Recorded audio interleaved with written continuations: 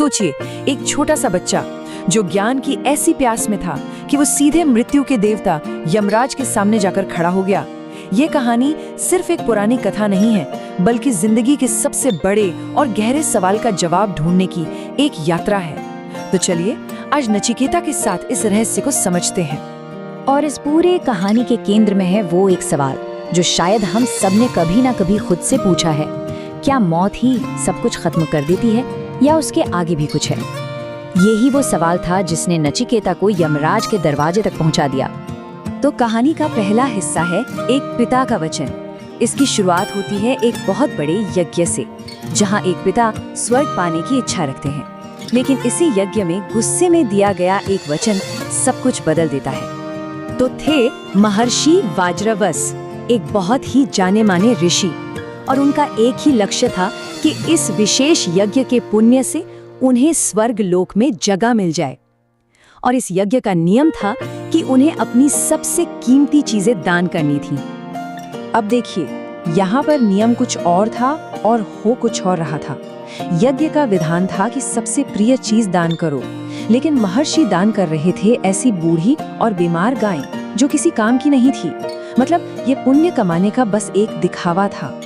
और ये सब कुछ देख रहा था उनका बेटा नचिकेता, एक ऐसा बच्चा जो हमेशा सच्चाई और धर्म के रास्ते पर चलता था।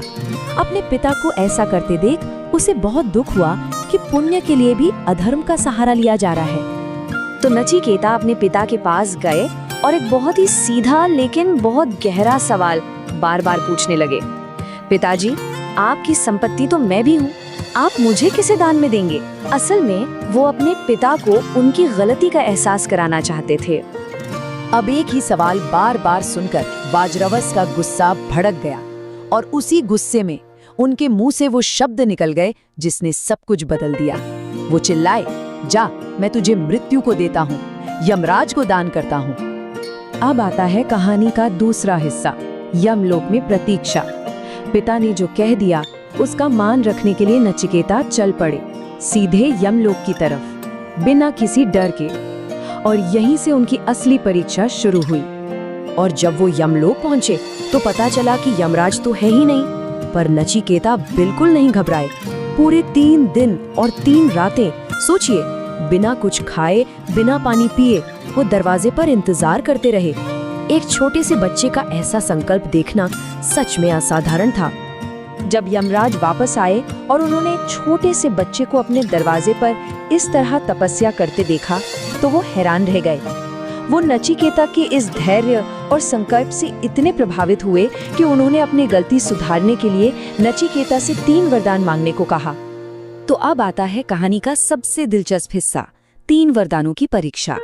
ये सिर्फ इनाम नहीं थे, बल्कि ये नचिकेता के चरित्र का, उनकी बुद्धि का और उनकी प्राथमिकताओं का असली टेस्ट था। चलिए देखते हैं कि उन्होंने क्या मांगा। देखिए उन्होंने क्या मांगा। पहला वरदान अपने पिता के लिए कि उनका गुस्सा शांत हो जाए। दूसरा वरदान पूरी मानवता के लिए, वो विद्या जिससे स्वर्ग मिल सकता है। और तीसरा और सबसे मुश्किल सवाल खुद के लिए था, मौत के पार का वो सच क्या है। अब जैसे ही नचिकेता ने तीसरा वरदान मांगा, यमराज चौंक गए। ये वो राज था जिसे वो किसी को नहीं बताना चाहते थे। तो उन्होंने हर मुमकिन कोशिश की कि किसी तरह नचिकेता को इस सवाल से भटका दिया जाए। और भटकाने के लिए क्या क्या ऑफर नहीं किया। सोना, चांदी, हाथी, घोड़े, राजपाट, लंबी उम्र, दुनिया की हर वो चीज जो किसी को भी ललचा सकती है। यमराज देखना चाहते थे कि क्या नचिकेता इस लालच में फंसते हैं या नहीं। पर नचिकेता टस से मस नहीं हुए। उन्होंने साफ कह दिया, ये सब सुख तो आज है, कल नहीं रहेंगे। ये सब नश्वर है। मुझे तो बस वो सच जानना है जो कभी नहीं मरता, आत्मा का सच।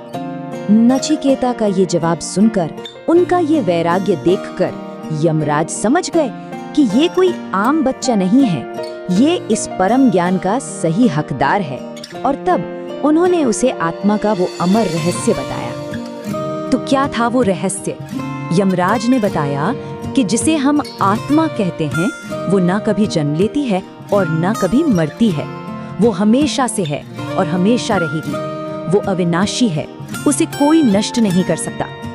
मतलब मौत सिर्फ इस शरीर की होती है, आत्मा की नहीं। ये तो बस ऐसा है जैसे पुराने कपड़े बदलकर नए पहन लेना। आत्मा एक शरीर छोड़कर दूसरे में चली जाती है, और जैसे ही नचिकेता ने ये जाना, उनका मौत का डर हमेशा के लिए खत्म हो गया। तो इस पूरी कहानी से हम क्या सीख सकते हैं? पहली बात, सच्ची लगन हो तो बड़े से बड़ा ज्ञान भी हासिल हो सकता है।